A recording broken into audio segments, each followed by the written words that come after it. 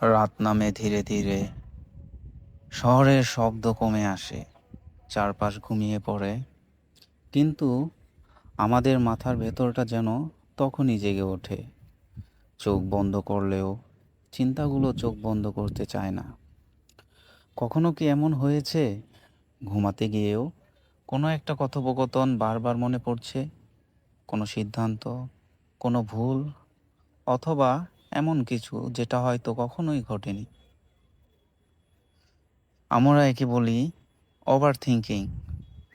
মনে হয় আর একটু ভাবলেই হয়তো সব ঠিক হয়ে যাবে, কিন্তু অদ্ভুত ব্যাপার হলো, যত বেশি ভাবি তত কম পরিষ্কার হয় সব কিছু। আমরা কেন এত ভাবি? কারণ আমাদের ভবিষ্যৎকে আমরা নিয়ন্ত্রণ করতে চাই। আগামীকাল কি হবে, মানুষ কি ভাববে যদি ব্যর্থ হই, যদি ভুল সিদ্ধান্ত নেই। আমাদের মস্তিষ্ক উত্তর খুঁজতে থাকে, কিন্তু সব প্রশ্নের উত্তর একসঙ্গে পাওয়া যায় না। আরেকটা কারণ, আমরা ভুল করতে ভয় পাই। ছোটবেলা থেকেই শুনে এসেছি, ভুল করো না, সাবধানে থেকো, মানুষ কি বলবে। ধীরে ধীরে আমরা এমন এক জায়গায় পৌঁছে যাই যেখানে সিদ্ধান্ত নেওয়ার আগেই হাজারবার সেই সিদ্ধান্ত নিয়ে ভাবতে থাকি। কিন্তু প্রকৃতি কি এমন করে?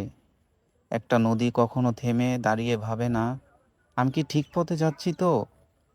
গাছের পাতা বাতাসকে প্রশ্ন করে না, আজ দুলব কিনা। তারা শুধু নিজের কাজ করে যায়। আমিও একসময় ভাবতাম, সব কিছু নিখুঁত না হলে শুরু করা যাবে না। নতুন কাজ, নতুন পরিকল্পনা, নতুন স্বপ্ন। কিন্তু পরে বুঝতে পেরেছি, অতিরিক্ত ভাবনা আমাদের ভুল থেকে বাঁচতে শেখায় না, বরং শুরু করতেই দেয় না। ওভার থিঙ্কিংয়ের সবচেয়ে বড় ক্ষতি হলো, এটা আমাদের বর্তমানটা চুরি করে নেয়।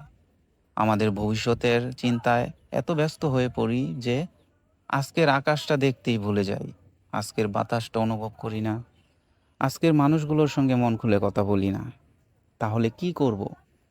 ভাবা কি বন্ধ করে দেব?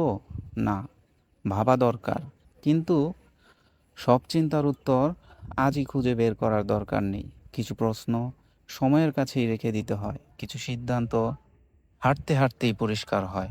হয়তো শান্তি মানে সব প্রশ্নের উত্তর জেনে ফেলা নয়, হয়তো শান্তি মানে সব উত্তর না জেনেও একটা ছোট পদক্ষেপ নিয়ে সামনে এগিয়ে যাওয়া। কারণ জীবনের সবচেয়ে সুন্দর মুহূর্তগুলো অতিরিক্ত ভাবনার মধ্যে নয়, বেঁচে থাকার মধ্যেই লুকিয়ে থাকে। আপনি শেষ কবে একটি দিন কাটিয়েছেন যেদিন আপনার মাথায় চেয়ে আপনার মনটা বেশি শান্ত ছিল? কমেন্টে জানাতে ভুলবেন না। ধন্যবাদ, সুস্থ থাকুন।